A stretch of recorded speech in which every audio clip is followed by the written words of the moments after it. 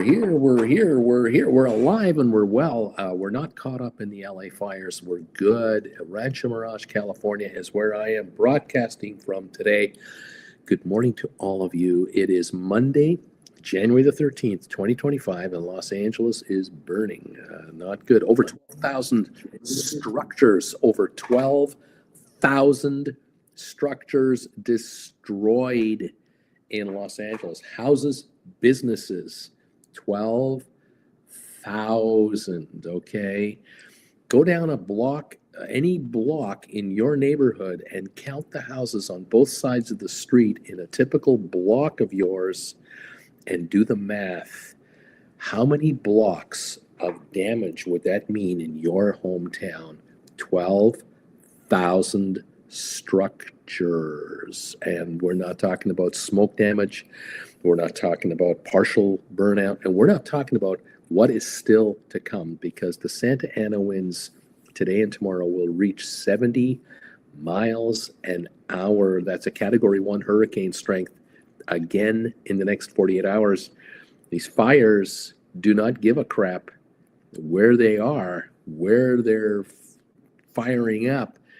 Good part of town, cheap part of town, it doesn't matter. Fire is fire, and it is bad freaking news. Think about this. A 60-mile-an-hour fire with embers flying in the air hundreds of feet off the ground where the wind is untouched, unchallenged. 60 miles an hour. In 5 minutes, those embers will reach 5 miles away from where they started from. So draw a circle around where you see these flames shooting up. Draw a circle 1 mile out, 2 miles out, 3 miles. Every mile takes 1 minute. That's all it takes, is a minute. If your house is 3 miles away from the fires that are coming your way, it doesn't matter if the fires are coming your way. The embers are already over you. They may have passed you. They may have flown another mile past you already. You're in real trouble. And this is what's catching the LA suburbanites by a shocking surprise, that these embers will fly that quickly. That's what happened last week, Tuesday. They were going 80 miles an hour. And some of these embers, because of the strength of the wind, the embers were the size of baseballs because of the strength of the wind. It can blow a 4-ounce ember. They're not heavy, you know. With the wind for miles. And because the air is supercharged and super hot and super dry, these embers don't die off in any humidity at all. There's no humidity to eat them up as they're flying through the air. It's a compounding problem that is serious stuff. And of course, Los Angeles is in a desert. Is LA a tropical paradise? A rainforest? No. It's a desert, and this year the rains have been scant, and so it's bad. It's really bad. It's beginning to, the talk is finally coming out from analysts out there. They're starting to say, you know, Bruce, the hit on the economy we thought was going to be $50 billion. Now they're beginning to figure it's going to be $250 billion on the economy. This is not LA's economy, California's economy. We're talking about the American economy. So a lot of jobs are created out of Los Angeles, and a lot of money is made by companies around the world selling to folks in Los Angeles. If this fire continues raging as it is, the worry is it'll hit $1 trillion, not discussed, not being talked about. This will affect the stock market. Believe me, it will affect the stock market. This is not a good thing. This is not an economic boost to the economy or anything like that. There's some people going, oh, wow, you know, think of all the construction jobs will be created when all this gets done. All kinds of rebuilding will be done. By the time they get to the point where they assess the damage, they get the fires looked after, stop all that, and the insurance payouts begin and all this, we're talking a year from now. from all the paperwork and all the regulations. The fires will put out in the next couple of weeks, I hope. Days, I hope. Don't know. But the rebuilding will be a year out. And guess what the United States is going to look like a year from now? Guess who's going into the White House, next week? What's the first thing he wants to do? The very first thing, to deliver his promise to his Make America Great Again fans, clamping down on immigration. And who do you go after for immigration? Do you put soldiers on the border to stop them coming in? No.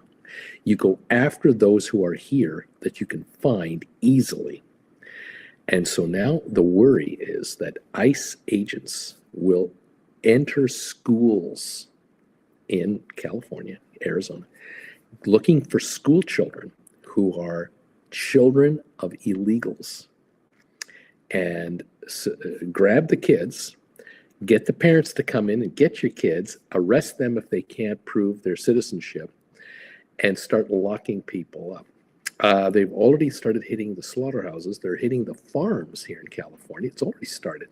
The panic in the economy as a whole is scary as hell, because a lot of people do have legal paperwork to be here, but the ineptness and the ability of the government to keep up with the paperwork is slow. And so ICE agents who want instantaneous proof that you are here legally have no tolerance to wait a couple of days for the paperwork to come in from the offices of the immigrations and all the courts that are backed up to here.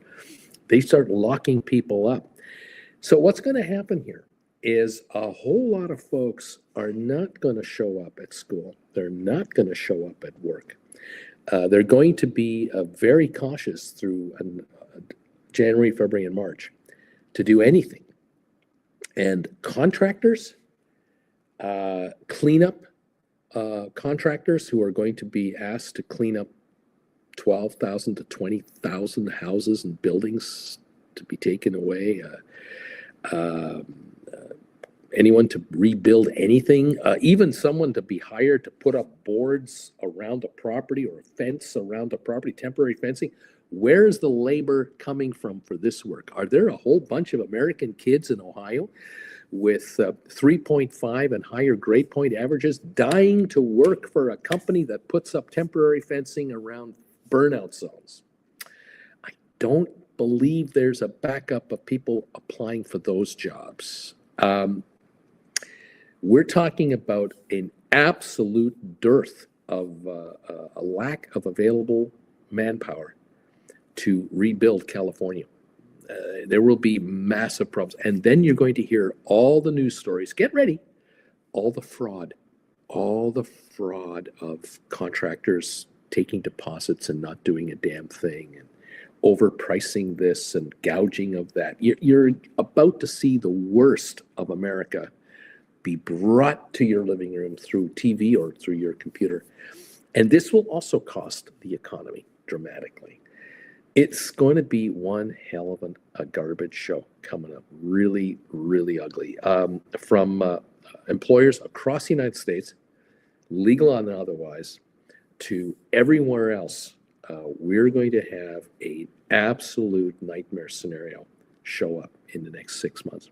But Americans voted for it, and so you're going to get what you wanted. You're going to get your boy in the White House, and it is going to create absolute havoc. And the other sad news to report to you is that this morning the Bank of America came out officially with their take on interest rates for the year 2025. And the Bank of America has basically said they do not expect any rate cuts at all in 2025. They think that we're at the bottom now. And mortgage rates are now through 8%. And car loans are at 10 to 12% for a lot of people out there. It's pretty dang ugly because the inflation rate has been targeted and has been analyzed. And the folks at the Bank of America and other institutions are going, we're not going to see the inflation rate at 2% this year. We're going to be lucky if it stays at 3.5 to 4. Because the tariff game what's coming up, by the way, I got to close this. The tariff game that's coming up, we're about to see that hit the market. And the tariffs are going to completely blow the budget forecast out the window. And the other problem is the tax cut game. The government of the United States cannot offer an extension of the Trump tax cuts once they expire, which I think is next year. They can't extend the tax cuts unless the United States government increases the debt ceiling through that time frame. And what are the odds of Republicans on the far right who want to control the deficit? The Democrats are going, we're not helping you. What do you think the odds are of the debt ceiling being increased enough to accommodate the tax cuts that are proposed? We're talking about 10 or 20 billion more deficit spending plus inflation spending. It's not there. It's absolutely not there. And this is where we have a huge problem. The stock market ignored all this after the election. After the November 4 vote, the euphoria of, oh, government out of our lives, let's start drinking and let's start partying. Government's out of our lives and we're going to have way better environment for business in front of us. It's just going to be a wonderful time.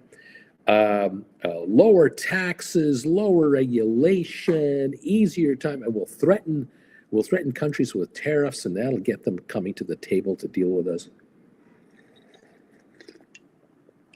All of that ran the market up for 2.5 weeks after the election, 3 weeks even, into December, but we stopped that. That stopped very quickly because when we saw the clown show a week and a half ago, where the Congress couldn't even pass a temporary spending bill under the old Congress, couldn't even get that done. And then the speaker barely got reelected as speaker by a vote. The Republicans realized, oh my God, we're in trouble. We got a problem here. And there's another problem. There's more than one problem, folks. I don't want to be the bearer of bad news, but there are all kinds of problems. Another problem is that the Trump people know that the tax extension, to keep extending the tax cuts, the Trump tax cuts from 2014 that expire next year, that will kick in next year in 2026 if it gets extended. I don't know how they're going to do it. But the problem is that they only have a 6-month window to get this done. Because in 6 months from now, by the end of this year, like fall of this year and beyond, we will start entering the midterm election cycle, which is coming up in 2026, November of 2026. And there will be all kinds of Congress people under unbearable pressure from their home districts saying, you promised lower spending. You promised a lower deficit. You promised job creation. You promised tax cuts, and you're not delivering. And now there could be a bunch of congressional people in big trouble, along with some senators. The next midterm coming up, more Republican senators are in trouble than Democrats. Last election we just had, more Democrats were in trouble than Republicans because of how many had to get reelected. The Senate elects 1/3 of the Senate every 2 years, reelects them. And so the lame duck president that is going to be a lame duck president for his last 2 years only has 6 to 8 months to get anything done. And I can tell you, my friends, without any question whatsoever, there are a lot of interested groups out there who have no motivation to help this guy get anything done. And there is the political scene of America, which means that the world at large is looking at the American economy going, what's wrong with these guys? These guys have the lowest unemployment rate for like 50 freaking years now, for 4 years in a row, 3 years in a row. President Biden and this so-called dysfunctional government has had the lowest unemployment rate for almost 3 solid years. They passed the CHIPS Act. They passed the Infrastructure Act. They passed all this spending in the first 2 years of the Congress. Nancy Pelosi was running the Congress. They got all those bills through, and those bills now that money is being spent now. That money was borrowed by the Treasury. It's in the government coffers, and bridges are being built. The Kennedy Airport's being rebuilt. LaGuardia was rebuilt. Ports are being rebuilt. A new bridge is going up in the Baltimore area. There's insurance claims and all that. Yeah.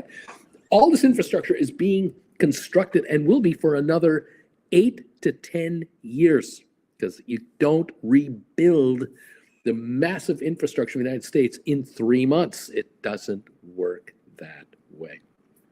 There are Republican congressmen and senators taking credit for a new bridge in our neighborhood. We got a new bridge over this highway. We've got this going on, and they're taking credit for it. They voted against the act. They voted against the infrastructure, but they're taking credit for it because it's being built during their term in office.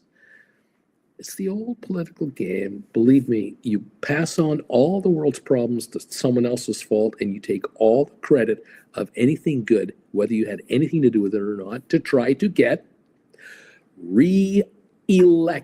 And the public falls for it every single time because we're stupid and we have an 8-second attention span and we don't do our research.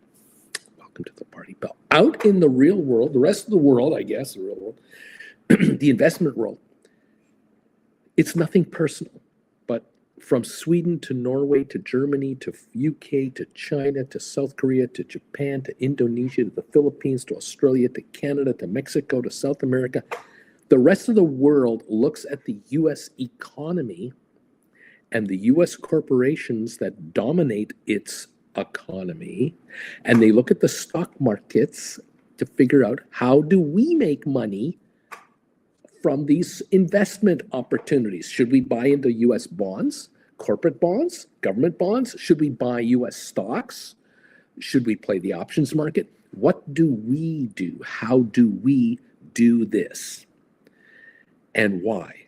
And more international institutional players who are very well connected to America through consultants and contacts, some who watch this channel, I'm sure, are going, this isn't so great. This isn't, like, interest rates have stopped falling. And even Bank of America is saying no more interest rate drops this year. Other banks are saying there might be a hike. What does that mean to the market? Uncle Bruce is asking a poll question right now. Are we going to reach 20% drop in the markets? We've already dropped 7.5% already from the highs. We're already down that much. The Dow dropped 670 points on Friday. Hello? We had a 1,000-point drop 2 weeks ago. You remember those? We've had some recoveries, but we haven't had a 1,000-point gain anywhere. Are we about to see a continual slide from here, another 12.5% slide to get to 20%? If we do that, anything below that is a bear market. The first 10% you drop is a correction. We're into correction area. We're getting close to correction territory. 10 to 20% is correction. Beyond 20%, bear market. What have I been begging you guys to do now for, months and months? It seems like years. I've been begging you to consider becoming a cash secured put writer. Sell your stock, write cash secured puts on your favorite stocks. And if they rise higher, you win. If they stay where they are, you win. If they drop in price and you are exercised, you are offered your stock back that you sold at a far lower price than you sold it for, and you get your stock back, and now you can decide what to do from a power position. Do I write puts here again? Do I just sell the stocks and write cash secured puts, or do I write calls against these cheap priced stocks going forward a month, 3 months, 6 months, a year? You have the power to decide your fate. In the meantime, you're sitting on a mountain of cash, earning ever higher interest rates on your money because the rates are going up in the bond market. The bond market doesn't care what people think of what's going to happen with interest rates. The bond market is already telling us, as loudly as we're willing to listen, we're going up. The 10-year rate was 4.4%, then went to 4.5, went to 4.6, 4.7. I think this morning we hit 4.8 on the 10-year note for the United States of America. Right now, I don't know, where am I at here? I'm trying to get this to work. You think I can get this to work on demand? No, Bruce, you can't get it to work on demand. We don't believe in you. Sorry, folks, I'm going to try this over here. 4.77% right now. We were at 4.8% half an hour ago. There you go. I can get it on one device, not the other. Go figure. 1370 on your SoFi, by the way, down 45 cents. So if you're going to buy a 10-year Treasury note as an institutional player, you can get 4.7 to 4.8% on your money, guaranteed by the American people through a 10-year Treasury note. Look, if you want to buy IBM right now, you can get a 3% yield on your money. That's the dividend you're going to get, 3% on your money. You don't want 3%, you want 4.8%. You don't buy IBM stock, you buy treasuries, 10-year treasuries. If you're an average investor, a retail investor, like every viewer of my channel, except for the 25 institutionals that are watching me and making all their decisions because of how smart I am. Yeah, right. Look, if you're a retail investor, you can get 4.5% to 5% to 6% to up to 8.5% or more on your money. Which ETF would you buy, should you buy, to generate yield? You can buy corporate bond ETFs, the ETFs that are sitting on $1 billion of a gazillion different corporations, and they're yielding, in some cases, 7.8%. Not bad. You can get these ETFs for almost no commission, very low admin fees, and you can bring in this monthly dividend or quarterly dividend income, or just watch your units rise in price as the interest keeps piling in. And you're taking advantage of higher rates too. And if rates are going to go up this year corporately, if the bond market keeps raising rates with the Federal Reserve doing nothing, they don't do anything, but the rates keep raising, you'll get more daily interest on your money. And if you've written cash secured puts, you're getting money on your money plus the cash you brought in from the put buyers, those who bought your puts from you. All that cash is in your account. Take interest on their money too. And so why would you own IBM? You own 1,000 shares of IBM for retirement purposes, and it's worth $220,000 right now. You're getting $6,600 in dividends. What is that? $550 a month? 500 a month is 6,000 a year. $550 a month in dividend income from IBM. You sell your IBM at $220 a share. Turn around and write $220 cash secured puts. Offer to buy the stock back at $220 for 1 year. You will be paid a dividend, a premium, an option premium to do that. This money you get to keep, this money you get to earn interest on, and you say, thank you, sir, may I have another? Taking a quick look right now, if I can get the option market to pop up on my computer here. I'm waiting. Here it comes. Here it comes. January 26 puts for fun, just for fun. Hey, I'm not saying you should do this. I'm just telling you, if you thought of this, you could write a $220 put contract for January 26. It is anywhere from $20 to $24 in value. Let's call it a $22 contract, ballpark. The stock's $219.45. You might get $22 for that contract. It's a little over 10% on your money. It's 11% on your money. Okay, you just hauled in 11% on you sold your stock for $220 and you just got $22 a share more. In effect, you just sold your stock for $232 in this market. If IBM goes down to $185 a share because of deteriorating financial conditions, you don't care. You're sitting there going, I'm willing to buy the stock back for $22 less than what I just sold it for. $198. You come on, I'll buy it back for $198. I don't mind. But in the meantime, you're sitting there going, hey, if the stock just sits at 210, 215, 220, 225, these puts aren't going anywhere. I have $220 a share in cash, 220,000 bucks for 1,000 shares. I just hauled in $22,000 in cash. I now have $242,000 in cash, and I'm putting that money into an ETF at yielding about 8% on corporates. Rather than getting a 3% yield on the stock, which is $6,500, I'm getting 8% on $240,000 instead. That is more than double, almost triple the yield. You're hauling in almost $20,000 in interest. Why get 650 a month when you can get almost 2,000 a month, 1,800 a month from cash? This is what institutions are asking themselves. Pension funds, banks, hedge funds, guys who fly around the world in private jets are asking, we have $6 billion that we manage for our clients. We get 20% of the profits that we make these guys. We charge them a 2% monthly annual admin fee. We got $6 billion. We got $120 million a year in admin fees, which is $10 million a month to cover our office and our staff, all of our reporting and all of our Bloomberg machines and all that crap. And then we get 20% of the profits. Well, why don't we make 8% on our money for our people? Why don't we make them 8%? Just put the money into ETFs at 8% or into bonds ourselves, because we're that big. We can actually do this ourselves.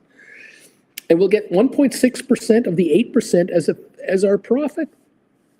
1.6% on $6 billion? It's $100 million a year. Easily, if not more. Nice. That's how you stay in private jets. When you're making $100 million a year in profit to your firm, over and above the cost of running your firm, you can afford an $80 million jet on an hourly basis. It's not a problem. Thank you very much. They're in a world that you're not familiar with. Look, they're going to write puts and take the interest. They're going to take $6 billion, turn it into $9 billion, earn interest on $9 billion, and get 20% on the interest on the $9 billion. They're going to get $150 million. The numbers are ridiculous. I'm just trying to get you to do what they do in your size, from your house, from your rec room, from wherever you're doing this from. Welcome to the party, pal. Kids, we may have a down market coming up here. It's already down 7.5%. SoFi is 1365 right now. I don't like it down here, but hey, I don't run the market. That's where it is right now. It's not leading the market lower. It's just getting sucked lower by the market itself, I guess. Rocket Lab's down 111. SoFi down 49 cents. GameStop down 63 cents. But doesn't GameStop look smarter all the time? I mean, think about it. GameStop is sitting on $4.6 billion in cash. And GameStop is hauling in interest on that money. And interest rates are going higher. The 10-year has gone from 4.4% to 4.8%. That's 0.5% more in interest. If GameStop can bring in 0.5% more in interest from $4.6 billion, 1% of that, I think, is 46 million. Half of that is 23 million. That's 2 million a month more in interest for your GameStop. 5 million a week more in interest for GameStop. No, 500,000 a week more. Sorry. It's ridiculous how much money GameStop is making from the money they're sitting on. They have no debt. GameStop is getting richer while the rest of the market's having a hissy fit. Congratulations, GameStop shareholders. Now, what can you do? Well, you sell your shares of GameStop and write $30, $35 cash secured puts. And you too haul in this interest money. Yeah, you haul it in. If the stock goes up, you'll roll your puts into higher strikes. Thank you very much. Kind of a neat little game we got going here. I like this game. I'm beginning to like this game a lot. 121 loss on Rocket Lab, 52 on SoFi, 72 on GameStop. Matterport, no change. 23andMe, nothing going on. Spire, nothing going on. ATIP, nothing going on. SmartRent, up 4 cents. Apple, down 266. Tesla, down $12. Microsoft, down 295. Alphabet, that's Google, down 175 a share. Amazon, down 160. NVIDIA, down $5 a share to 130.88. Meta, the old Facebook, down 687. Goldman Sachs was down $20 on Friday, down $2 this morning. Cisco up a dime. Arc Innovations down 121 to $56 a share. Pfizer down 18 cents. HPQ down 24. Unity down 54. AI down 119. Adobe down 269. Spiders are down 427. The Qs are down 565. The Netflix are down 560. Netflix is now 832 after topping out. Netflix topped out at 941. It's now down to $109 a share from its high. That $109 drop is over 10%. That's 11, 12%. This stock's in a correction territory. Interesting. It's already happening. IBM down 134 to 218. High for the year on IBM has been 239. We're at 218. We're down $21 a share, which is 9% from its high of the year. We're not in a bear market yet, but I think we're on the way there. It's just my gut feel, you know. Vanex Semiconductors down 560. Home Depot down to 389, down 89 cents. Enphase down 94. Palantir down 291 to 64.30. Uber down 79, and MicroStrategy, MSTR, getting the crap kicked out of it from a high of the 500s now to $310, down $17 a share again. These are stocks I avoid. I really don't want you into these kinds of stocks with scary volatilities. You're trying to catch a falling knife to see how much lower MSTR can go down $100 a share easily. It can go down another $200. I don't know. Do you want to play that game with your retirement money? Why would you do that? Right.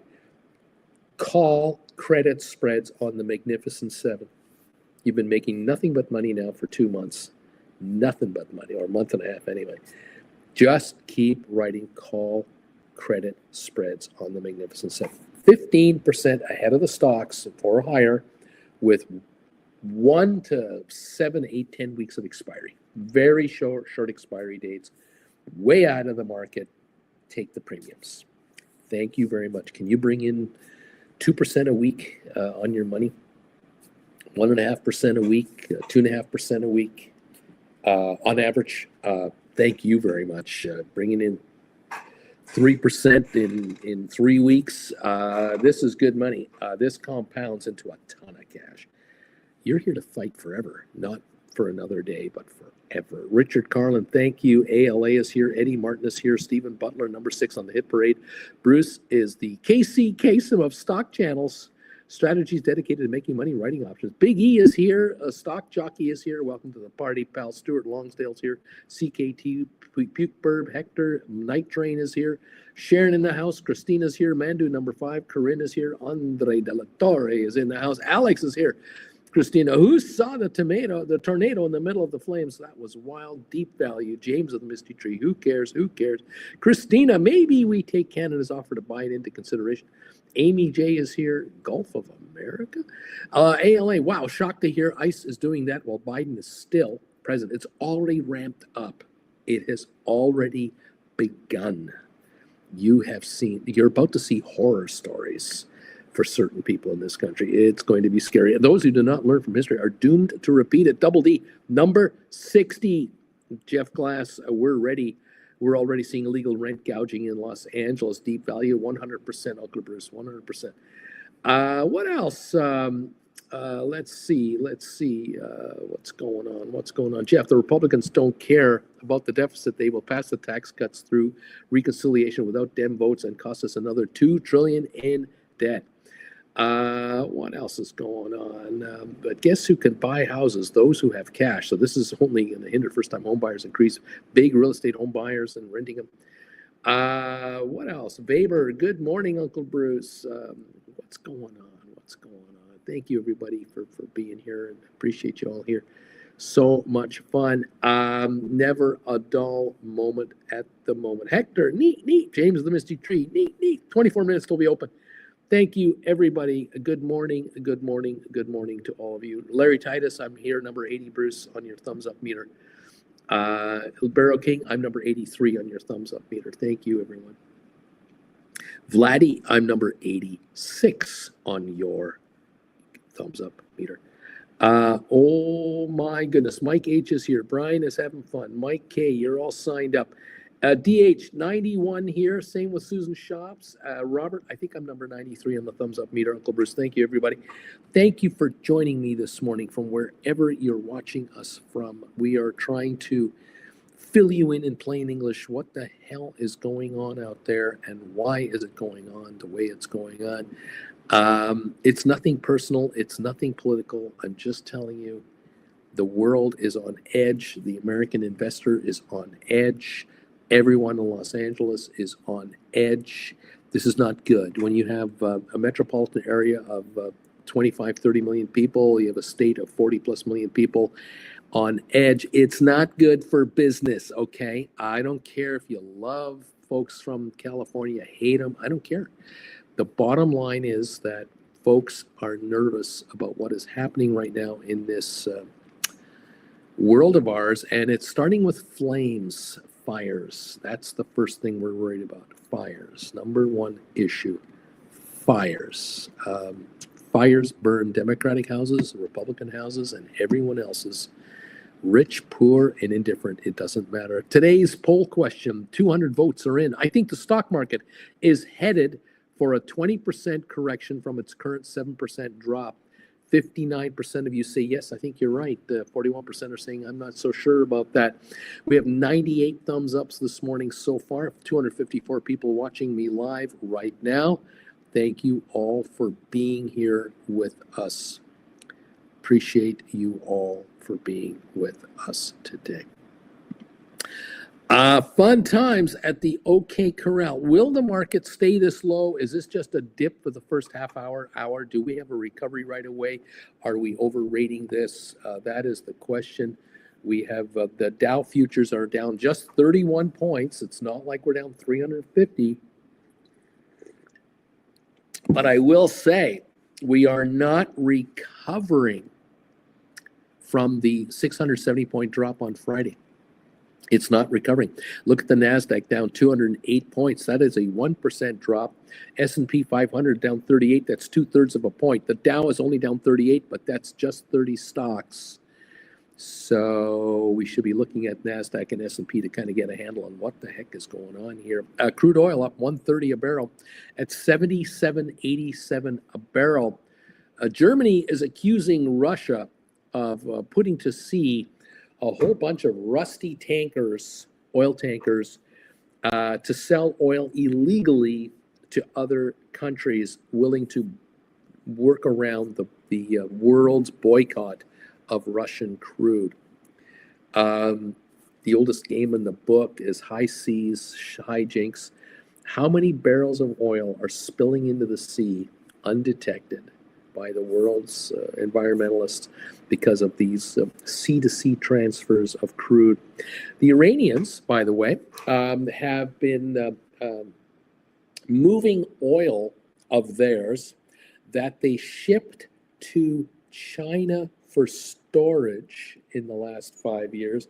They're starting to extract their oil out of Chinese ports to sell oil to other countries through holding companies that are not Iranian. There's a shell game going on. The Americans know all about it. The Brits know about it. NATO knows about it. We all know about it. But the reality is this: the Chinese are assisting and have assisted the Iranians with billions of dollars of crude oil shipments into their storage facilities in China to then resell the oil under Chinese companies and other national companies to other countries at a discount.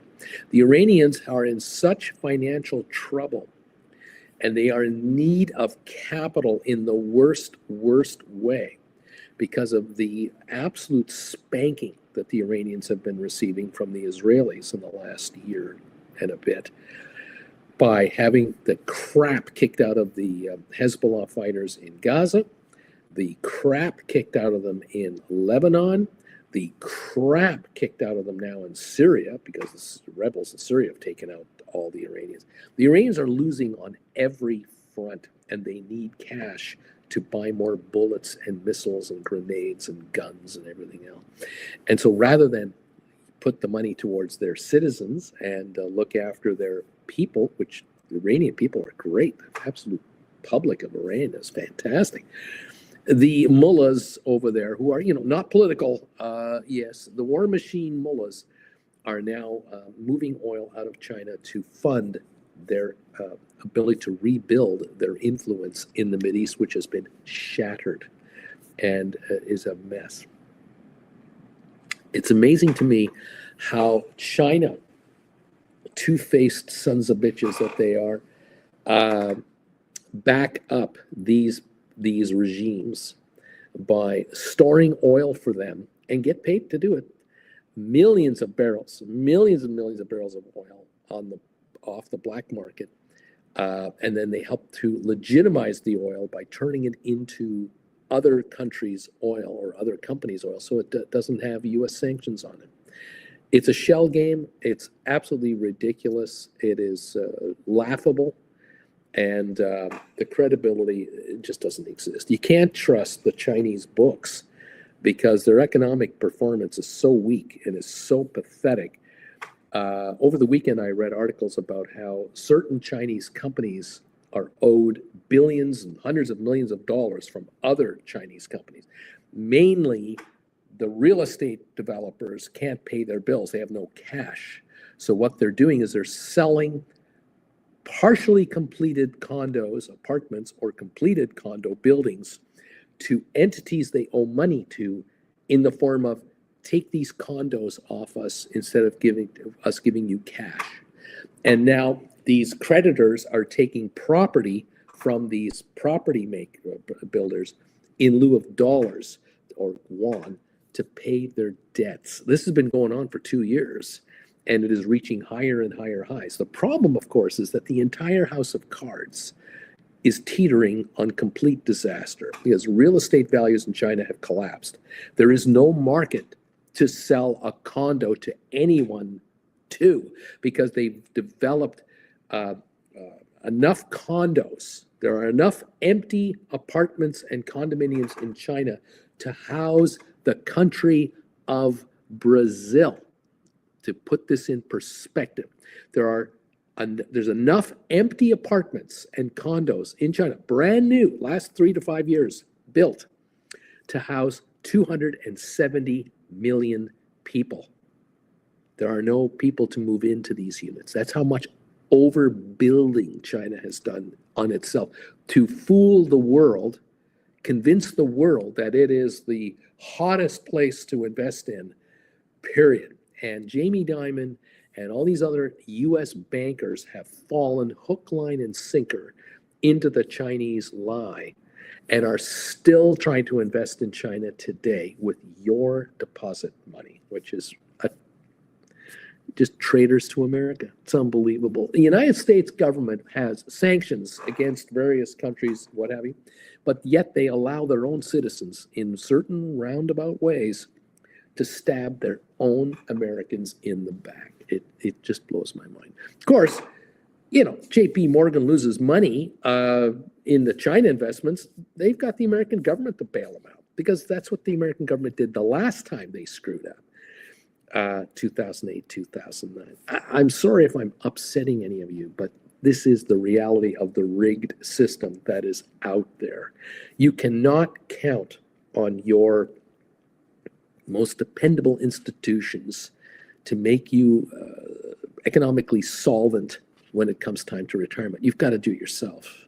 I keep begging you guys, take control of your lives, learn how to write options, and take money out of this market without owning any stock and not trusting these institutions that are putting money into all kinds of regimes around the world to make a fast buck on your guaranteed money by the American government and the Canadian government and the British government. It's not only America.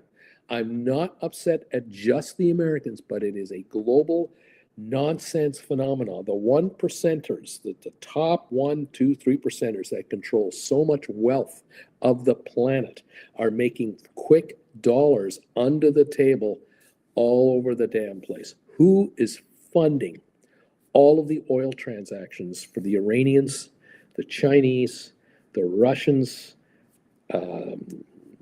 everybody else. There's a banker somewhere. It's being done every place.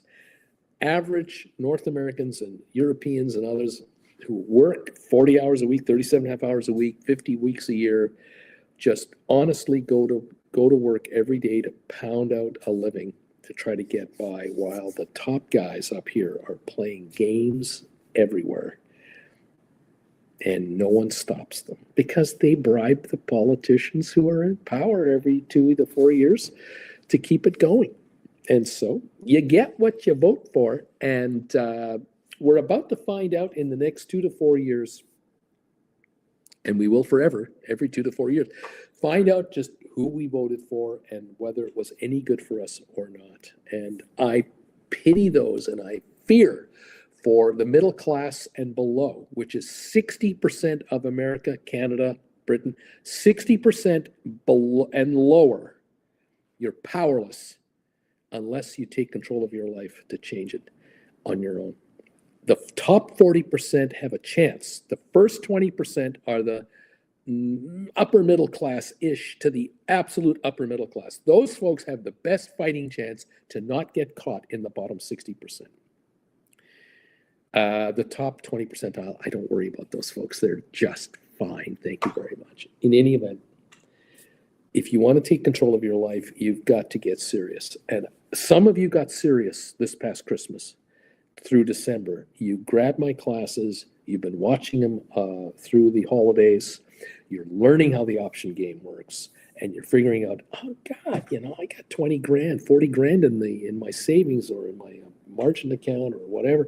I can write options on this. I didn't know I could do this. I can bring in a couple of $1,000 a month just on my accounts. I had no idea I could do that. Surprise, surprise, surprise. I saw at Costco last week for the first time ever, I walked through the front door of my favorite Costco store in Rancho Mirage, California, and right in front of me was a 100-inch flat screen television staring me in the face. 100-inch massive monster television. That is wider than I can reach, I'm sure. Unbelievable. $2,800 American. $2,800. I remember 15, 18 years ago, a very good friend of mine bought himself a 72-inch flat screen TV almost 20 years ago for gazillions of dollars. So I think it was $15,000. It was a fortune. He loved it for 15 years. He loved it until it finally gave up the ghost. But it was $1,000 a year in depreciation to watch that thing. Today, a 100-inch flat screen is $2,800. In 2008, I bought a 52-inch television, a 55-inch television for 4,000 Canadian dollars. And at the time, the Canadian dollar was at par with the American dollar. $4,000. Remember you guys paying that kind of money for televisions? $2,800 now for a 100-inch screen TV at Costco. And guess what? A year from now, it'll be $2,200. It'll go down in price. And in a year or two from now, you'll be able to buy a 120-inch flat screen television at Costco. It's only a matter of time. I mean, come on, it's not going to stop. Those of you who have taken control of your lives, you're looking at Costco prices and you're looking at goods and services and wherever, and you are saying to yourself, I own my economic future and I can control my economic life. And I'm not going to be caught in the bottom 60% and be subject to reductions in Social Security, in elimination of disabled insurance, or new rules restricting all kinds of access to programs that I thought would be there for me when I retired. You can forget all that. You can concentrate on the upper 40% and move up the chain there because of what you're doing here. I hope that's what you really want to do with your lives. And if you do, there are some classes waiting for you on my website. If you take the time to give it a shot and learn how to write stock options. There's my website right there. That is what it's called. It's stockmarketswithbruce.ca, and go to my classes, and away you go. I cannot. I am not going to try to justify it any further than that. The classes are waiting for you, 18 of them, how to write stock options, how they work. All you need to do is start with the first 2 classes and then open a practice account and see for yourself if you're any good at it and if you have any inkling on how options work. And there is no risk to opening up a practice account. But you got to step up to the plate and say, okay, I'm going to buy his first 2 classes, $200 a class. I'm going to spend $400 to change the rest of my financial life from here on out. What you'll learn in those first 2 classes will be a ton of information you need to know about the stock market anyway. So you might as well be a smarter, more educated investor. But you're going to learn about the basics of options and how they are written, how they work, how they depreciate, how they die, how you can make money from them, no matter how little money you have. And from there, if you're still interested, and most of you usually are, you'll start into class 3, 4, 5, 6, 7 as soon as you can. Get up to 18 and join the rest of us. There are people here who have changed their entire lives in the last 2 years, 3 years of their life. They cannot believe what has happened. Thank you all for being here. Thank you for joining me today. We're opening up in 7 minutes, okay? Thank you all for popping through here. Cutting Edge Flicks, I'm number 113 on your thumbs up meter. Thank you so much. PC gamers and builders have known this depreciation cycle all too well as far as lower prices go and all that. Yeah, for sure. Shrinkage. The race to the bottom is on, and it's on in every industry of the world. NVIDIA brings out newer chips every year, as does all the other chip manufacturers. They produce more data. They are faster, stronger, better, and they get cheaper and cheaper on a per mile per hour basis. I don't know how else to explain it. It's incredible that every 2 to 3 years, computers double in power and speed and performance. The iPhones that are available now make the original iPhone look like an antique, and yet the original iPhone was a game changer. 10 years from now, we'll be buying iPhones that have the power of what once were supercomputers in the 60s and 70s and 80s, and they're just as cheap, if not cheaper, than they are now. Unbelievable. Welcome to the party, everyone. Nice to have you here. Everything's down 2 to 4% market-wide. This always gives me comfort, as it's not a stock problem. Market issues are cool with me. Discount, says Brian. Giddy up, everybody. If you're sitting on a mountain of cash, you've written cash-secured puts on your portfolio, or you're looking to write some more cash-secured puts on your portfolio, you have a field day in front of you. If you're looking for discounts, maybe dips, maybe not. Maybe now is not the time to look at dips at all, because the market might go even lower. I don't know. I'm not making the market do what it does. Fear and greed are what makes markets move up or down. Right now, interest rates are going higher. The bond market is pushing rates higher. That is the verdict of the market. I don't care what your politics are. It makes no difference. This is a global verdict. This is not a U.S. verdict. Global. All bond players are expecting rates to go higher on the bond market. That means central banks raise their rates, so be it. They've already bought into the program. They are convinced inflation will not reach 2% this year. Not a chance. Inflation rate could go back to 4%, which means interest rates will go up half a point maybe. They're not going lower. And that means mortgages could be 8 to 8.5% all year this year. Car loans might be 10 to 14% this year. Maybe. I don't know. It's not going to zero. I can tell you that. It's just not going to zero. So there are all kinds of structural issues out there. The foundation is cracking under a lot of gamblers' feet right now. They're getting their butts handed to them. Margin calls are going out today and tomorrow and the day after tomorrow from all the drops of the market lately. The Magnificent Seven stocks have all slumped in price. from their highs, which means all those over-margined players who were margining and playing all kinds of speculative day trading games, these guys are about to get margin calls that makes them have to sell stock. And there are those out there who are margining their ETFs in the S&P 500 and others who are going to have to sell some of those, which means ETFs are going to have to start selling stock to cover liquidity issues. That is the game. It's an involuntary sell-off, whether you like it or not, is what could be going on right now. This happened in 2021, 2022. It's a replay, but I think this one's worse. That's my hunch. It's just my opinion.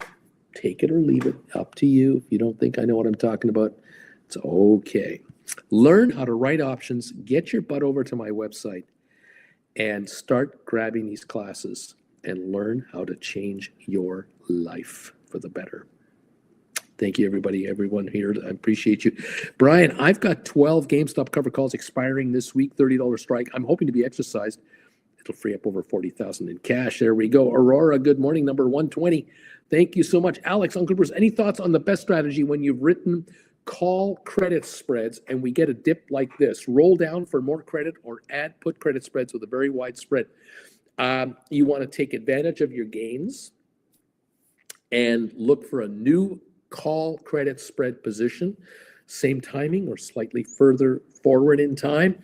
Grab a larger credit yet again. On the put side, I would be very, very, very careful right now. I really am not encouraging you to do condors and to write credit spreads on puts.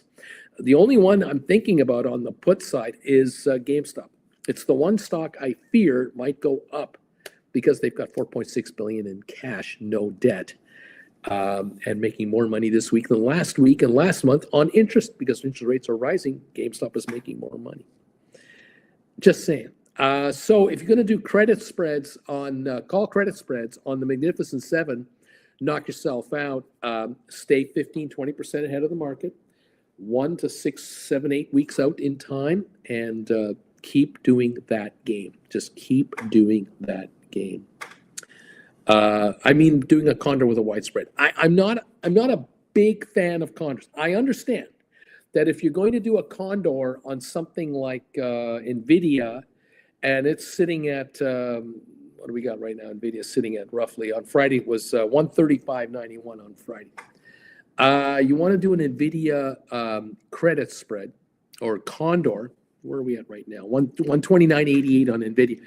I'd be 160 on the calls, and I would be 90 on the puts. There may not be any money in it, and I really am just not interested in the puts right now. I'm not really interested in the puts for this Friday. Yeah, okay, but I don't know if there's any money in it for you with only this Friday. Calls for this Friday, next Friday, the Friday after. With 155.65 might be just the ticket. You do not have to fear NVIDIA going up $35 a share in 3 days.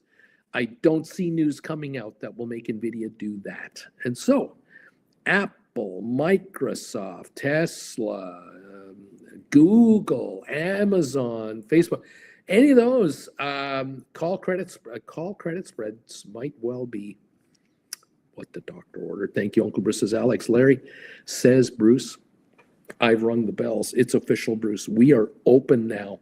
We are trading now. Our day has begun. So welcome all to the program. Thank you for joining me. Congratulations, those of you who have stepped up and grabbed classes in the last month. You've been busy watching them, learning all about the option writing game. You started setting up practice accounts. You're doing real trades for the first time, second time around, 15th time around. Congratulations, who've been here now for 4 years. This is January the 13th, coming up to 4 years live every day during market hours. Welcome to the party, pal. Some of you have made a ton of money here and continue to do so. I love it. DH, Neat. Alex, I'm not looking to write put credit spreads, by the way. I just think about the best way to take advantage of the drop.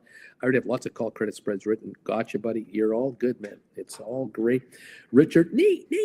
Thank you all for the knee emoji attack. Welcome all to the program. 282 of you are here. It's a down dip on the market. The Dow's only off 55 points. It's not a catastrophic Dow drop. We're down 230 on the NASDAQ, 1.09%, and S&P is down 0.75%, 43-point drop. Oil is up 106, but slipping. We got over 78 a barrel in Texas. We're now 77.60, so we're beginning to give up a little ground there. Oil is $20 overpriced. It's everywhere. The shills have convinced the world there's a problem with oil. There isn't a problem with oil. The economies of Europe are in a mess. The Chinese economy is a complete annihilation, no matter what they claim. The rest of Asia is catching a very bad cold from the Chinese melt-off. And I think oil requirements are going to be much lower than forecast. I just don't see a massive demand for oil that will outpace supply. Not a chance. Canada is drowning in oil, despite what the pundits say. There is oil in Canada like you can't believe. America producing more oil today than in its history ever before recorded. Hardly discussed. Absolutely unbelievable. I just don't see oil hanging around these levels. And I don't see the economic performance either. The higher oil goes, the more expensive everything is, which puts a damper on economies. Oil should be in the 50s right now to spur economies, but that's not what's happening. So we have high interest rates, higher inflation, higher oil prices, higher inflation, higher costs. This is all bad news, and the markets are the only area showing it right now. The stock market is actually beginning to show the reality of the situation, where the markets are lower, and I think will go lower. It's nothing personal. It's just business, and option writers are taking advantage of the business, and that's their job. That's your job. Your job is to make money in this market. Make your money, make money. The Dow's down 12 points. That's all it is. It's only down 12 points. It's nothing catastrophically bad. But as the day wears on, and the week wears on, and the month wears on, and the realization might come out around the world globally that the United States government, under whoever's running it right now or soon to run it, cannot get his favorite things passed. And this could become a huge confidence problem for investors. I'd rather be in cash hauling in interest right now than be sitting on stock. That's all I'm saying. Nothing personal. That's all I'm saying. Welcome all to the program. Welcome all to the show. Glad to have you here with me today. Hope you don't mind all the negativity. 1378 on SoFi, 1379. It's trying to come back to 14. As I say, it's a perfect stock to write cash secured puts on if you're going to January of next year. I think that's a safe bet. The Jan 20s are the way to go. Rocket Lab 2501 down 190. GameStop down 86 cents at 31.45. AI, C3 AI Inc. is at 30.87 down 155. Nvidia down 498. Tesla down 982 a share. Palantir down 264. MicroStrategy MSTR down $22 to 305. Costco down 731. Coinbase down $14. Let's take a look at some other favorites here. Google down 304. Apple down 560. Broadcom holding a 94-cent gain. Microsoft down 159, Intel down 27, Netflix trying to hold a $7 gain, Meta down $14, EI Lilly down 560, Amazon down 145. We've got Supermicro down 285 at 29.75. Supermicro, of course, that's split now. The 52-week high, 122.90 on a split basis, is now $29 a share. In the last month, it was sitting at $49 a share in the last 3 months. October 28th, this stock was $49. It's now $29. Not good. Uber down a dime. Adobe up $135 at $407. Cisco down 23 cents.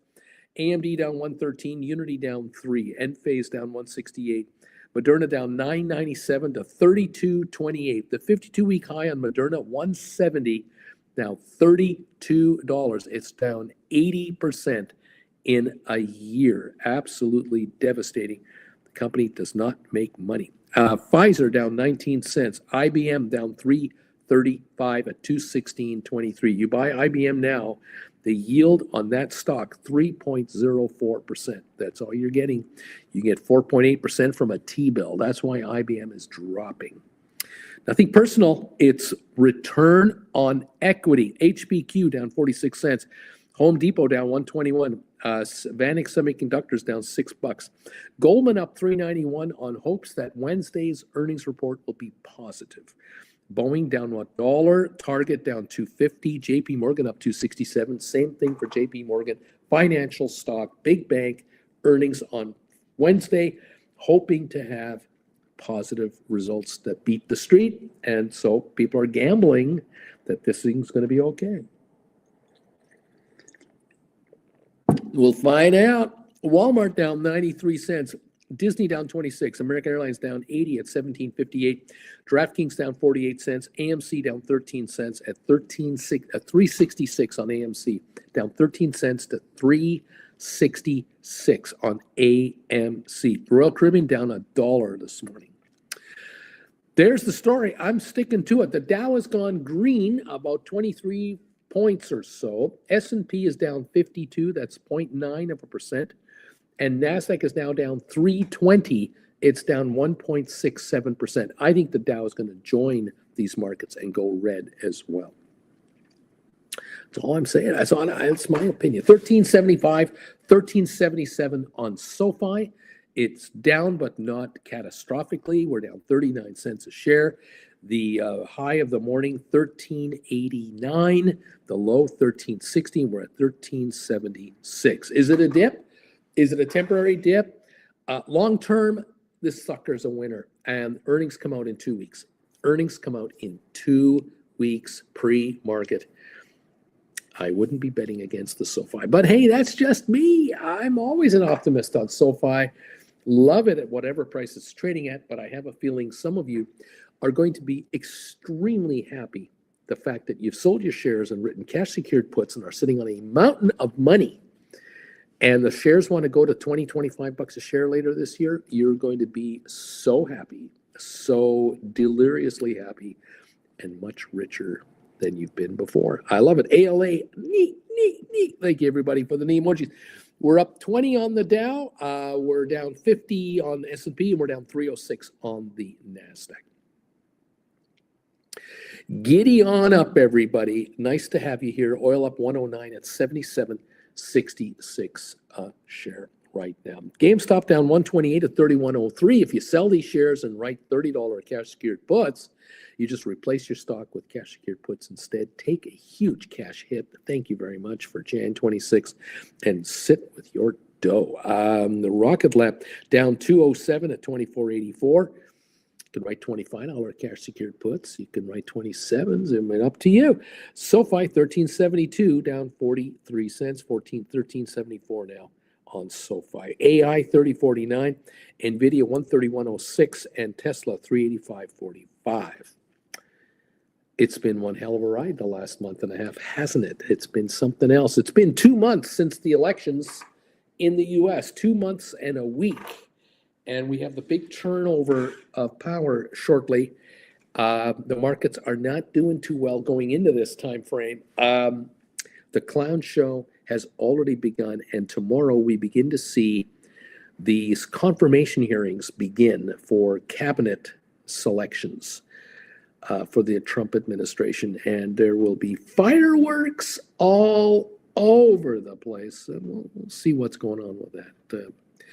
The game in Washington will never end and will continue forward, okay? Just remember, most of you have congressmen, well, all of you have congressmen if you're Americans. All of your congresspeople will spend 20% of their time doing what they're hired to do, and they will spend 80% of their time trying to raise money for the next election, which is only 22 months away. So there are Congress people who will be raising capital through fundraisers and everything else they can come up with all this year into next year to go for re-election in 2026. Not much gets done other than the first 6 months of their term. That's the politics you have. Unfortunately, that's the system you've got. You got to live with it. And there you have it. It is what it is. Unbelievable. All right. Party leaders of the Democrats and Republicans measure the performance of a congressperson by how much money they raise between election cycles. That's how they're measured and how they're supported by the party top brass, because they need billions of capital through super PACs and donations to keep the game going. And they must need these people to raise cash. So if you're an excellent cash raiser, fundraiser, as opposed to politician, you will move up the party ranks like you will not believe. There you go. It's unbelievable. It is what it is. All right, fun times. I'm having a good time. I hope you're having a good time. 1371 down 44 on SoFi. 2487 on Rocket Lab down 204. We're down 130 on GameStop at $31. AI down 178 at 30.64. NVIDIA down 550. Tesla down $11 now at 383 on Tesla. If you're writing call credit spreads on the Magnificent Seven or some of these other stocks, you are smiling today. If you've written covered calls on a bunch of these different stocks, you should be smiling today. There should be profits coming your way right now. Those of you who have not finished writing credit spreads on your SoFi, today could be a wonderful day to haul in some serious money on some of these options that you might be writing, put credits, cash secured puts that you could be writing today. Congratulations, everyone who's working the magic. I love it. Keep up the good work, everybody, and get richer, please. Thank you all for joining me today from wherever you are on the planet. Those of you who are joining me today, you're probably regulars. I doubt there are very many new people here, because on a down day, I generally don't attract a lot of new people. I usually have very concerned regulars here on down days who quickly figure out I can make money on down days. So this isn't bad at all. I like this game, Uncle Bruce. 132 thumbs ups. Thank you, everybody. 268 votes are in for the poll question, which is basically, I think the stock market is headed for a 20% correction from its current 7%. 60% say yes, 40% say no. This has been pretty consistent all morning today. Giddy up, everybody. Welcome to the party, pal. I'm glad to have you here. And like I say, I'm excited for you guys. I think it's going to be a great year this year. Those of you who have learned how to write options are hauling in capital from the gamblers out there that think one-dimensionally. They think one-dimensionally that everything's just going to be great all the time. They look for the big payoff. They think they're going to get this massive lottery win by buying call options. And now on dips, they're even more convinced. Unfortunately, many gamblers out there buy the wrong contracts. They buy too short a time frame, too far out of the money, and they lose it all, giving my writers, my viewers, a ton of money. The hottest growing market in the investment world is the option market. It is the number one growth area of the investment community. It's options. More gamblers are coming into the options market than ever before because they are losing on all kinds of other bets. They're losing money on crypto. They're losing money on real estate bets. They're losing money on other stocks. They're getting wiped out with margin calls. And so they're becoming smaller and smaller investors, and they're looking for a hit to get back into the 50,000 neighborhood, 100,000 neighborhood, 250,000 neighborhood, wherever they came from to where they are now. And as they get poorer and poorer, they get more desperate to look for a bigger percentage win. And they start looking at call options and put options that have no chance in a real world of making them any money whatsoever. And they're absolutely going for huge payoff wins on leveraged bets that you cannot believe. And so For those of you out there who are long-term for the rest of your life option writers, you don't have that pressure. You don't have a pressure situation to make $20,000 this month to make bills get paid, or you've borrowed money on your credit card and lines of credit and everything else, and you've gambled on all kinds of option positions that you're already down on, and you're now rolling into other option positions to try to reposition yourself to get a win. You're not in that position. You're in the position of just taking money off the table all the time. And you're writing out of the money contracts that have no hope in hell of having any value when they expire. And you're folding your arms going, give me the money. I've already written cash secured puts, and I'm hauling in a nice interest rate on all this cash. Give me the money. I am a winner here on writing call options, covered calls, poor man covered calls. I'm a winner on credit spreads. Time is my friend, your enemy, and I am scoring wonderful returns on all of these strategies because I am not in a hurry to have to make the money today. I don't have to have it. I can take this dough out all this week, all next week, all this month, and say, thank you very much. I will grind you to poverty. And that's it. It's nothing personal. You don't even know who these people are. You'll never meet them. They're out there. What can I say? They're the ones who can't sleep at night. They're the ones gambling with who knows with what. It is what it is. It's an open market to make or lose money in. It's totally up to all of you individually to decide. Are you a gambler or are you an option writer? Are you the casino or are you the slot player?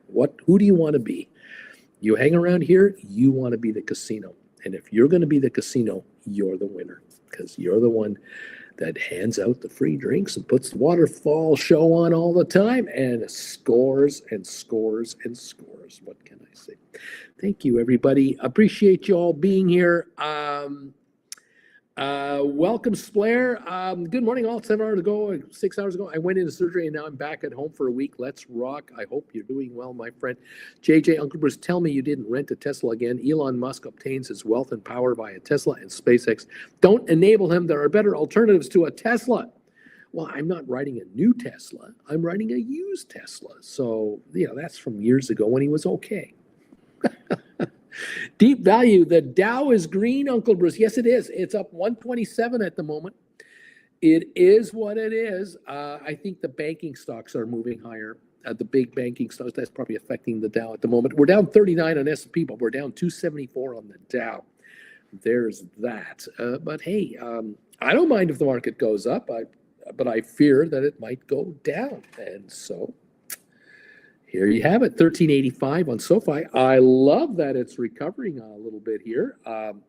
Go SoFi, go. Fine with me, but I have a suspicion some of you are maybe noticing opportunities to write cash secured puts on SoFi that were pretty good looking this morning, pretty juicy looking premiums were staring you in the face. Perhaps, I don't know, 772. I've seen 20s trade at so far today. The 17s are 525, and they're now looking at more like 550. The 15s are 4 to 415. They're higher, definitely. So the puts are rising in value today. 20s are up 30 cents last trade. Maybe they'll go higher if the stock goes lower. But right now the stock's 1386, 1385. So we're only down 30 cents on the market. So maybe the puts are going to give up a little bit of ground here. We'll see how that plays out. Welcome to the party, pal. Nice to have you with me today. Welcome to the show, and welcome to where we like to see people making a bunch of dough. Nothing personal. I just want you guys get rich. United Health is higher. Chevron is higher. Obviously, oil stocks. Health stocks had the crap kicked out of them, so maybe they're getting a little bit of a boost. Some of the financials are getting a bit of a boost. Certain sectors are winning. Other sectors are not. That is what we have. Oil up 108 a barrel in Texas. 77.65 is where I see the market right now. Thank you all. And John, do you see the 60 square miles of fire loss in Los Angeles as affecting the markets? And JJ is thinking absolutely. This will not help. If the LA losses end up tallying $1 trillion when it's all said and done. By the time this is finished, if it's going to be $1 trillion, that is going to be a massive problem. Again, I come back to the rebuilding process. To rebuild LA, you got to clean it up first.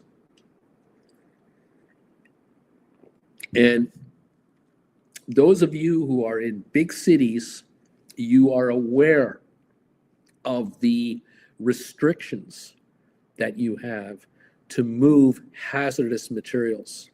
And every house that burned down and every business that burned down, like car part businesses, garages, businesses dealing with chemicals, you have to know hazmat suits are going to have to be worn by crews to clean up these places before the land is cleared to be allowed to be rebuilt. The permitting costs, the legals, the insurance nightmares, this is going to take a long time. This cannot be done in 90 days. The drag on the economy is going to be compounded month after month after month after month. This is not a good thing, despite all the so-called rebuilding money that will be spent. That's not going to offset the cash flow losses in the meantime. It is devastating. We're at 1390 on SoFi, by the way. So I don't see it as a good thing. Now, will that be a market contributor to a down market all by itself? No. Will it lead to missed earnings? Yeah, it's going to lead to certain companies probably having missed earnings. It might mean the economy of Southern California will be under tremendous pressure the next 2 years for this rebuild phase and re-renewal phase. And that's assuming there are no more fires. It's not like a one and done thing with fires. Fires don't work like that. Fires stay active and come back to be reactive again anytime. And the solution has not been found to solve the LA fire problem. You need rain from Mother Nature, sustained rain for sustained periods of time. I don't see that happening here. And so this fire threat of LA doesn't go away overnight. And what about San Diego? And what about other cities that could be in trouble on their own merits? I don't know. So the number one state for economic growth in the United States, California, love it or hate it, it's a big engine of growth for the United States. This state is having issues right now, and this is going to last a while. It's not good for the federal government, not good for the U.S. economy. Whether you love California or not, it doesn't matter whether you like it or not. It's not personal. 1395 on your SoFi. We're coming back up a bit here.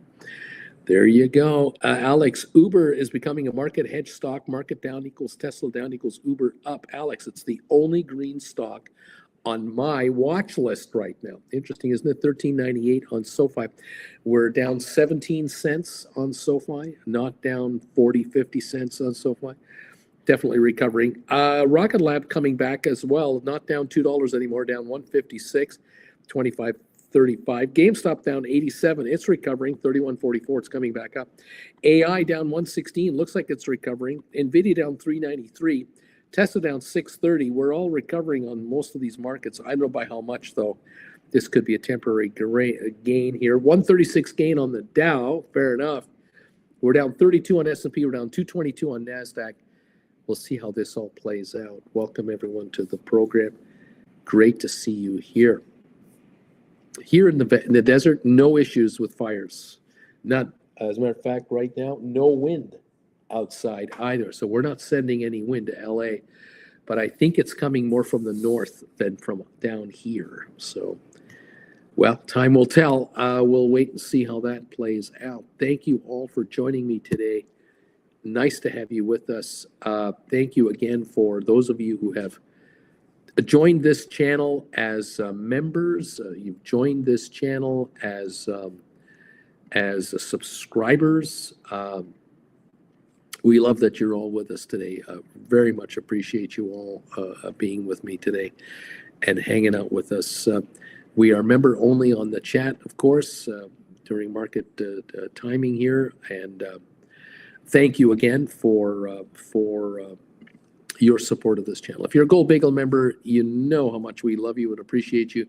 If you're not, we encourage you to join this channel as a Gold member as soon as possible. Take advantage of everything we can give you to help you be a better option writer and make money in this market, even on down days. It is what it's all about. Thank you again for the thumbs ups as they keep trickling through.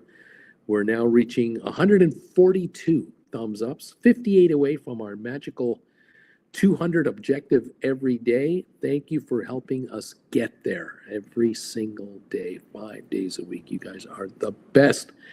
Thank you, everyone. Welcome to the party, pal. Down 148 on Rocket Lab, 25.43. SoFi 13.95 or so, trying to get to $14. GameStop 31.45, down just 84 cents. Let's see if there's anything else to really talk about. Apple down 5.80, Tesla down 6.30, Microsoft down 3.30, Google down 2.66, Amazon is green, it's up 13 cents, Nvidia down 3.70, Meta down $10, Goldman Sachs up 5.20. Any other green stocks? Unity's up 62, Adobe is up 123, hanging in there. Netflix up 5.30, Home Depot up 4.05, and Uber up 112. So there are a couple of greens showing, not a lot yet, but we'll see how this market grinds itself out. The Dow now up 186, having a reasonable pop. Mind you, we did drop 670 points on Friday. Remember that. So this is a dead cat bounce on the Dow. We'll see if this has much more to it. S&P down 28, NASDAQ down 216. They're not going green at all at this point. Oil up 114 a barrel, 77.71 right now. 13.97 on SoFi, the high of the day. 13.99. We're trying to get through that to 14. 7.8 million traded in 28 minutes. Not heavy, but not light. It's kind of normal. Typical trading day now for SoFi, 52.5 million shares, 52.5 million. We're just around 7-8 million right now. Typical day for SoFi right now. Thank you for joining me. Welcome to the program, everybody. Nice to see you here. Juan, I'm number 147, Bruce. Your thumbs up meter, you're approaching 150 now. Thank you, Juan. And all of you for hitting the thumbs up meter. It's much, much appreciated. Auntie-Jen is in mourning. It's an official 6-month mourning period. Her Steelers have been eliminated from playoffs. And so she'll be wearing black now for the rest of the year. But maybe at the draft she'll perk up, and maybe there'll be a few off-season trades.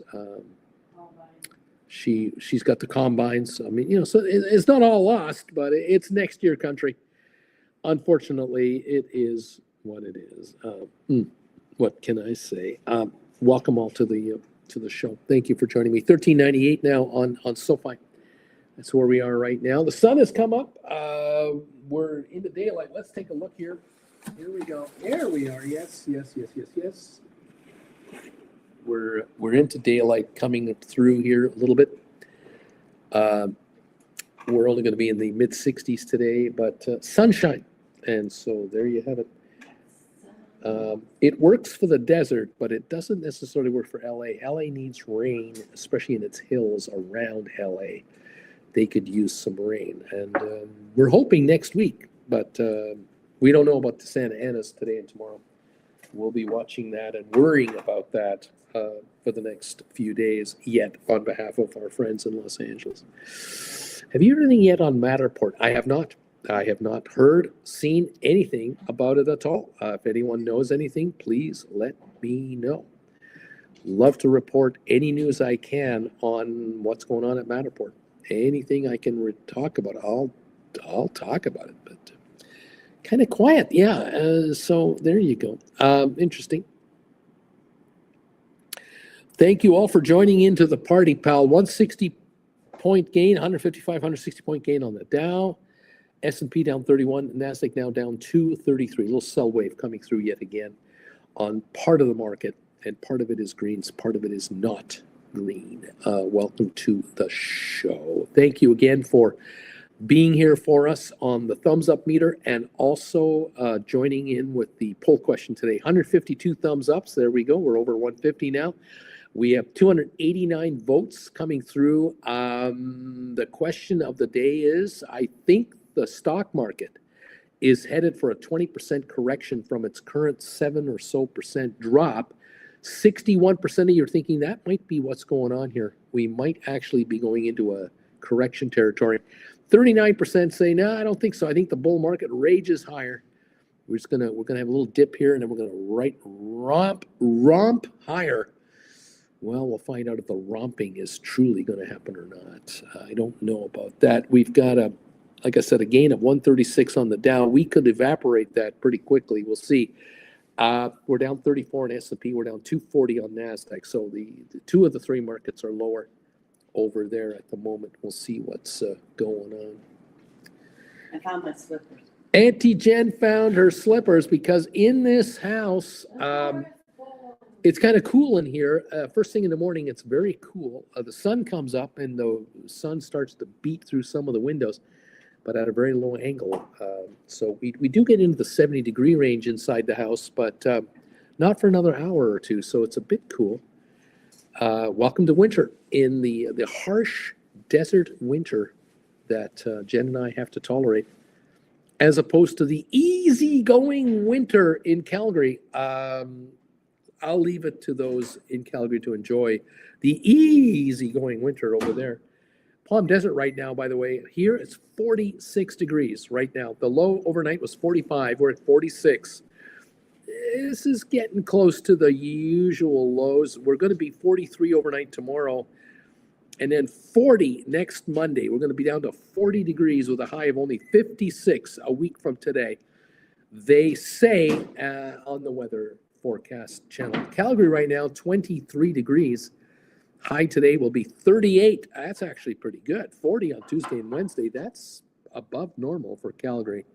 But I'll tell you, on Saturday, Calgary will have a high of 8 Fahrenheit next Saturday. So in 6 days or 5 days, Calgary will be colder, much colder, more like not necessarily, that will be below normal, but still it is what it is. Yeah, LA right now, 38 degrees.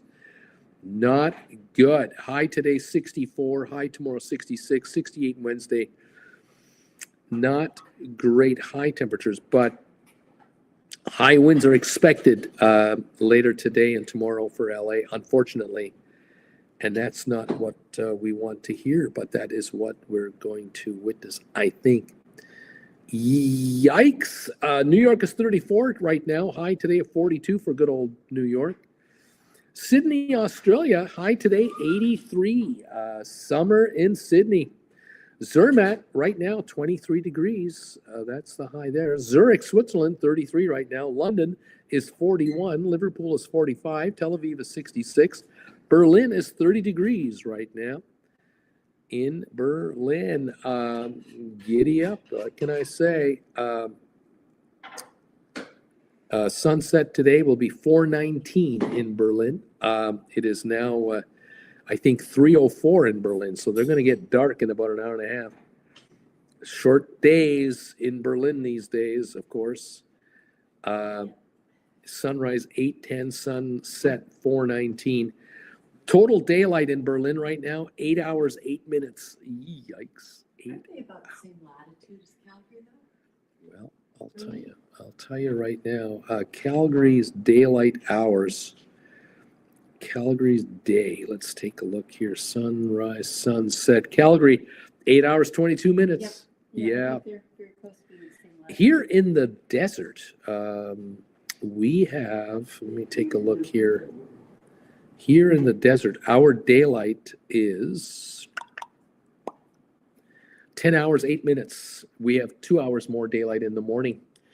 We rise, the daylight started about a half an hour ago. And so we have 10 hours, 8 minutes of daylight now. And our days are definitely getting longer. So there you go, kids. Welcome to the party. Your little weather report, courtesy of Uncle Bruce. What can I say, everybody? Our neighbors are out for their morning walk. Yes, neighbors are out for morning walks. And we're not Yes. the only ones with garbage on the street. Okay, we're not the only ones with garbage cans. We put our garbage cans out last night, and there was nobody else with garbage cans. I thought, isn't it Mondays? Yes, it is Mondays. It always makes it. Now, maybe they put theirs out because ours were out. Who knows? I don't know. Oh, I don't know. our lawn's a mess with the branches and leaves, everything everywhere. Oh my goodness. Oh. What can I say, everybody? Welcome to the program, all. Thank you for joining me today. Richard Carlin says, hello, Auntie Jen. There you go. Brian, SoFi, 1401, Bruce. Yes, 1401 on SoFi. Cindy, I wrote to Matterport and CoStar's Investor Relations with a request for an update. No answer, no surprise. We do not know what's going on at Matterport. They're not saying 1402 on your SoFi, down 14 cents. After hitting a low of 1360, we're now back to 1402. And a little improvement over there. Rocket Lab still down 180. GameStop down 82 cents. AI down $1.04. So there has been improvement. The Dow is up 215 right now. That's improving. We're down 22 on S&P. We're down 182 on NASDAQ. They are improving, but they're still in the red so far this morning. Oil up 118 a barrel in Texas, 77.75. Ridiculous that oil is anywhere near these prices. Ridiculous. But what can I say? Ridiculous. Jen, could you do me a favor? I was not able to pour myself a cola. Can you give me a glass of cola? Oh, just a glass? Yes, I'll just take a glass. Thank you so much. I have to wash that thing out. My coffee is done. Thank you all for joining me today. Welcome to the program, you guys. Hopefully you're making some money today watching credit spreads shrink out on the call side. That should be working for you and will continue to work for you if you keep playing your cards right. Glasses are above, I think. Yeah. Thank you all for being with me.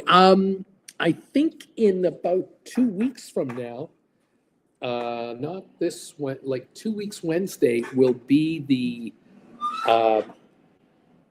is it Wednesday or Friday? The January the 25th or so. Yeah, January the 25th was the first day I started going live in 2021, where I was doing 7-hour shifts and was on from the morning till the evening. And this channel exploded out of nowhere back at that time. Because I decided to go live every day to let you know what was going on in plain English with the markets, because it was just mayhem out there. It's coming up now to 4 years being here with you every day. Thank you all for being with us and following us, and I hope you've made some money in the last 4 years. That would be kind of nice, especially writing contracts. Juan, thank you, Cindy, for checking with Matterport. Keep us posted. Walter Young, good morning. Auntie Jen, hi. Uncle Bruce, I'm thumbs up number 155. Thank you, Walter. Thank you so much. We love it. Thank you, Auntie Jen. Fabulous. Cheers, everybody. 7:09 in the morning around here, 10:09 New York time. Have a little sip of caffeine-free Diet Coke. Giddy up, everybody. Welcome to the program. Nice to see you all with us. Morning to all of you from around the world. Say hi to us if you like, and say hi to Auntie Jen. She's cranking my bagel right now. Fantastic. I love it. Nice and crispy, we hope.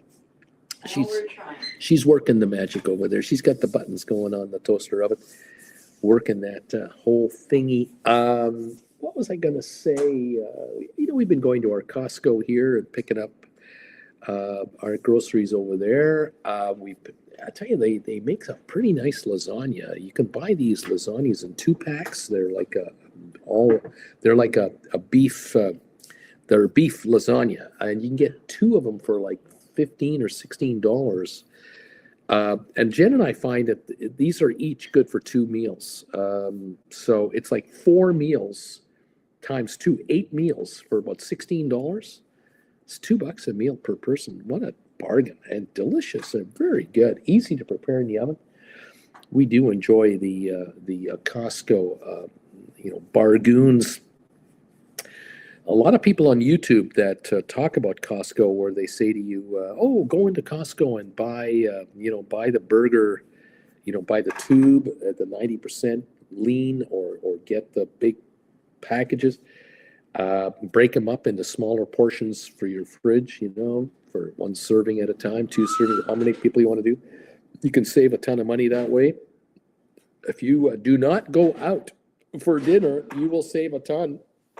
We were out the other day at In-N-Out Burger. It's around $16.50 for us now to have a meal for Jen. She gets the single cheese meal, and I get the double burger. Number 2, grilled onions. Number Well 2, done fries. there you go. Number 2, grilled onions, well done fries. I get the double without onions, and between the two of us, that is $16.50, and we don't leave hungry.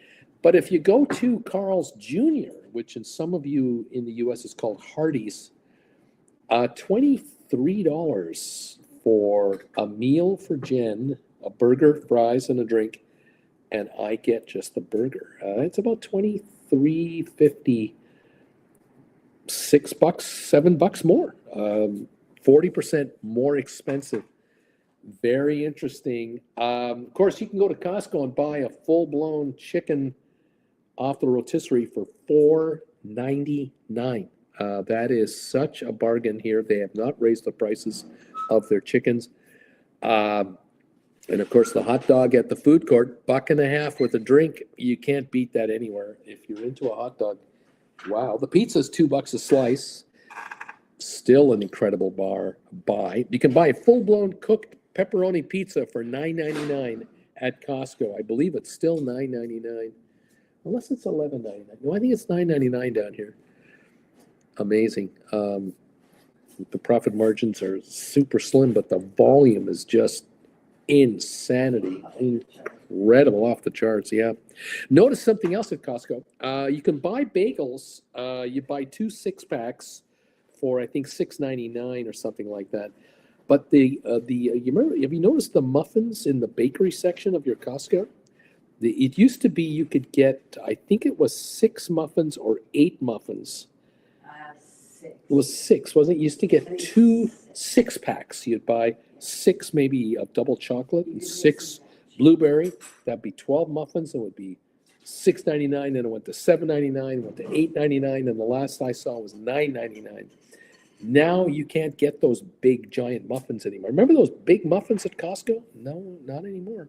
Now they're little gourmet size muffins. There's packages of 8, and you buy 1 package for $7. You don't buy them 2 at a pack anymore. You don't buy 2 8s. You buy 1 8 at a time. Something else I noticed, bought a chocolate cake yesterday at Costco. This used to be a 6-inch high triple chocolate cake for $16.99 or something like that, $15.99. Now it's about a 4-inch high chocolate mousse cake. 2 layers of cake with the mousse in the middle, the icing on the top, $16. You get less for more. It's the way of shrinkflation. The name of the game. Costco's in on it, and so are many others. There are still deals and opportunities, and you're still cheaper than if you go to a grocery store because they've gone up even higher in price there. But the giant muffins at Costco are no longer sold. Jen and I would used to grab a chocolate, cut it in half. She'd have half, I'd have half. No, now they're small little muffins, all wrapped in a paper kind of gourmet thingy. Things have changed. What can I say? Richard, good morning, Auntie Jen.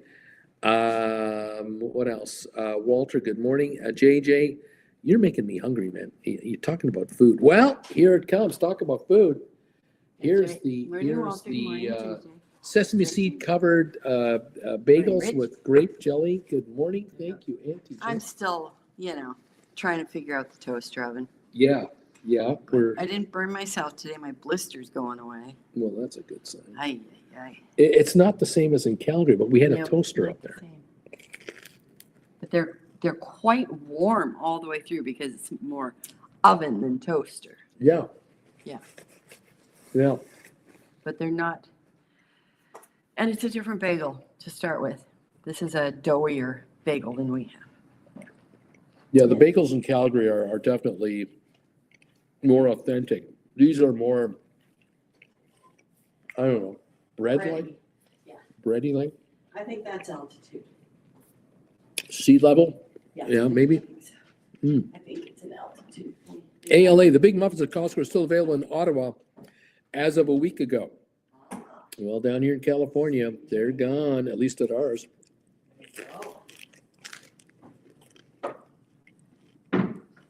Stephen Butler, hey, maybe shrinkflation will work on my weight.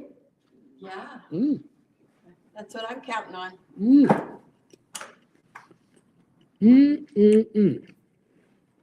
Charlie was going to say the same ALA, but toilet paper width is shrinking exponentially.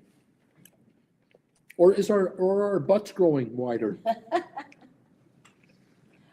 Our toilet paper here, I've never seen before. It doesn't perforate straight across. It's in a wave. Yeah, It's weird. yeah. I don't know what the advantage is to that, What's going on? except to separate themselves from the competition. Spire, you damn, thank you, Antigen. Now I'm clearly hungry after surgery. He had surgery. He had surgery today. He's been awake for 2 or 3 hours. Have to prepare something very slowly. We don't know. I don't know what kind Did of you have, operations. like oral surgery? Did he have a I don't know. wisdom tooth taken? I don't know. Lorraine, Uncle Bruce Costco has bourbon 50% and 80% off because there's a bourbon oversupply in America. Oh, really? Yeah, big time. Huge I bourbon like oversupply. bourbon. Might have to get some. I does like myself bourbon. Yeah. 162, Lorraine says. Thank you, Lorraine. Okay. Jen says hi. That's right. She's sharing the good stuff. Yeah. Good to know. Mm-mm-mm.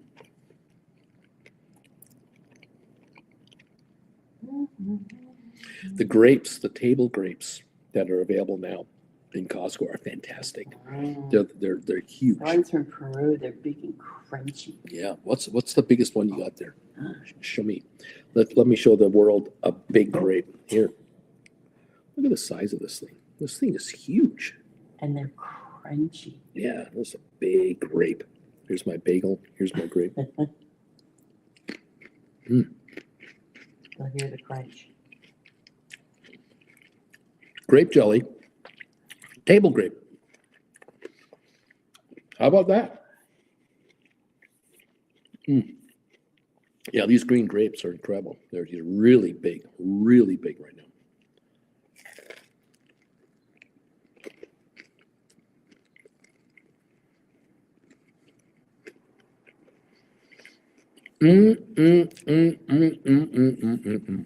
$13.91 on SoFi. We got up to 1402.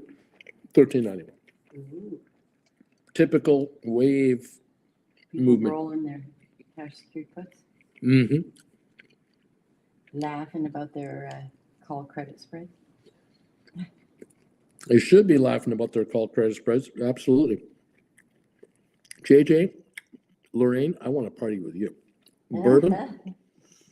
Walter Young, Antigen, try Buffalo Trace. Buffalo Trace.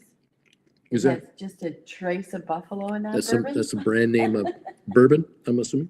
Just a trace of buffalo. Splair, casual surgery, but only something that they had to burn away due to hairs that are growing on the other direction. So I was in full sleep, but probably just for them to gain from healthcare, maybe. In Germany, by the way, we have suddenly the expansion from REWE in my hood from 2 shops. They expanded to 4, one of it Rewe. exclusive Rewe. And all of them, Rewe's a some have grocery some store. paper for a different price. Again, I don't know what that means. Rewe's a grocery store. Rui, yeah, that's true, isn't it? That's it. Interesting. Rewe. Yeah. They're everywhere. They're like Aldi's. Right. Oh, what was it we found in the Trader Joe's here? Oh, Bitburger. Bitte ein Bit. Eine bitte? Bitburger beer Pilsner beer. in Trader Joe's. Um, And if you like a Pilsner, nice. it's a great Pilsner. Very nice.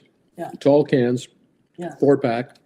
$6. $6. Something. Not even $6. Yeah, because it's a cheap beer. But Yeah. Canada, $3 to- a can. I had to buy it just for old times' For sake. old time's sake. And yeah, it's a good Pilsner. We'll have to look and see how many other German products they have. Bringing across the pond. Yeah, we love going into Trader Joe's. Jen found chocolate at Trader Joe's. All is well. Yeah. Crisis averted. It was close. They don't have a lint store down here in Palm Springs, Palm Desert, Raj Maharaj.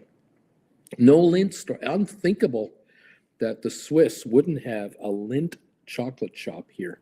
This is Ghirardelli country. Ghirardelli country from Frisco. That's right. And I'm not saying Ghirardelli's is bad. I just like lint. I just like lint. I'm used to lint. How's that? Aldi has a great Queso Fresco for $2.89 US. I know what that is. Queso. Fresco. Queso Fresco? Yeah.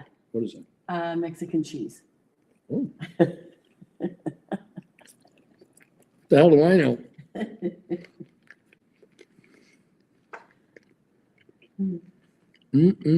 Say the name of the city that's next to that's next to India. What's the one next to India? La Quinta. Okay, say it again. La Quinta? Yeah, there you go. La Quinta. There you go. La Quintia. And I'm just as bad. The first tacos I had, I would have been 13 or 14. And in Canada, we call them tacos because we have that hard A. We have pasta and drama. And yeah. Drama instead of drama. Save your drama for your mama. Well, we have drama for our mammies. And tacos. Tacos. You'll instead of still hear tacos. Canadians say that. And you're like, Canadian. Juan, Auntie Jen never stops surprising me, says Juan. What can I say? Yeah. Okay.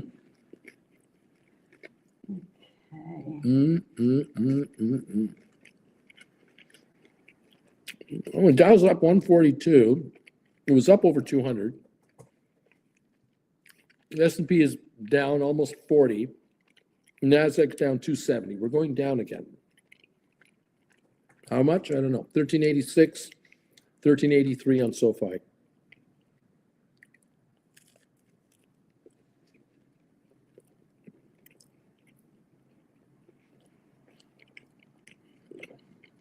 We'll see how this market wants to play this out. The sun is coming up. You can see it shining behind me. Window's still cold to the touch, but not ice cold. But it's warming up. Yeah. Oh, that's good. Can I give you that? Was that better? Toasted it twice. Why it took so long. Yeah, It's okay. it's not super crunchy, but No. But if you're going to get super crunchy, it's going to be so hard and dry. there you go. It's not going to be pleasant. There it is. We do the best we can with what we have, and it's hard times in the winter. We gotta forage, gotta survive these harsh winter conditions. Okay, dude, the dip is being bought It's chop time. The week will shrink out these calls. Brian, damn, Rocket Lab is killing my 27 cash secured put, almost at the strike minus premium price of 24. Bagel, Ghirardelli stock prices crash after unhinged comments from fringe YouTube community. That's right. Oh, I have the power. I have the power. We have the power. You can buy Lindt chocolate in Costco. You can buy it on Amazon. Well, you can certainly buy it on Amazon, but there are a few retailers that do carry some Lindt chocolate product, but there is no dedicated Lindt chocolate shop in this area. I would think that on El Paseo, they would do a booming business, but maybe there's just they just haven't found a location, or they just have not been interested in attempting to do it other than through distributors, redistributors. Maybe that's it. I don't know. I can't say. I also know that C's Candies is big around here. C's Candies. There are several locations of that brand here, and of course they have wonderful chocolate. So you gotta compete with the others, and maybe Lindt has decided our profit margins are the best by just going through grocery stores, Walmart, even Costco, Target, something like that. Splair, Lindt is not good chocolate. It's just the most expensive here, but it's not good. Oh. See? Boy, it's a good thing you're not in the same room with Jen right now. Cindy, when I go to the outlet mall, I go to the Lindt shop every year for my big bag of Lindt balls. Yes. Yeah. Jen, the same thing. She picks out the one she likes.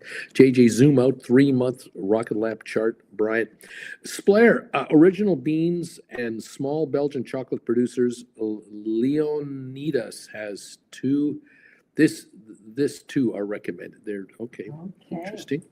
I'm sure there are wonderful Belgian chocolate and other chocolate makers around the world that are pretty good. But do what you do. Bagel Babe Splair immediately booted from the community. Oh no. Oh no. It's all right. Market's going down. We're only up 124 on the Dow now, 113 on the Dow. S&P down 43 and Nasdaq down 291. We're backing off again. Well, we'll see what happens with that. We'll watch the fires later today and see what's going on.